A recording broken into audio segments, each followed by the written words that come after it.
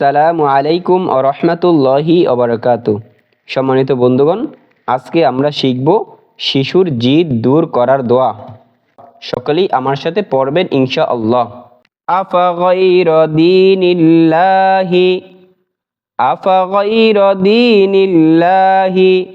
ইয়াবগুনা ওয়ালাহু আসলামা মান ফিস সামাওয়াতি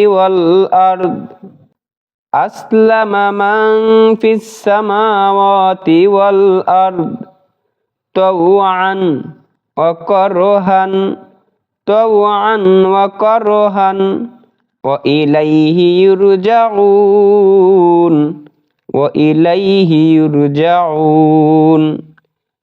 আফাগাইরা দীনিল্লাহি ইয়াবগুনা ওয়ালাহু আসলামা মান ফিস সামাওয়াতি ওয়াল আরদ তাওআন ওয়া কারহান ওয়া ইলাইহি ইউরজাউন।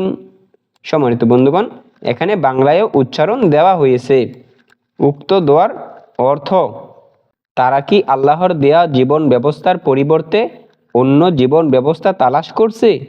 নবমণ্ডল ও ভূমণ্ডলে যা কিছু আছে, স্বেচ্ছাই হোক বা অনিচ্ছাই হোক, তার অনুগত হবে। সবাই তার কাছে ফিরে যাবে। সূরা আল ইমরান ৮৩ নম্বর আয়াত। উক্ত দোয়া ও আয়াতের আমল: সন্তানের অতিরিক্ত জিদ থাকলে, কথা না শুনলে, কথা না মানলে প্রতিদিন ৭ বার সন্তানের কপালে উপরিভাগের চুলে হাত রেখে এই আয়াতখানা পাঠ করে তার চেহারা ও কানে ফু দিলে জিদ কমে যাবে ইনশাআল্লাহ। এই আমল ন্যূনতম ২১ দিন লাগাতার করতে হবে।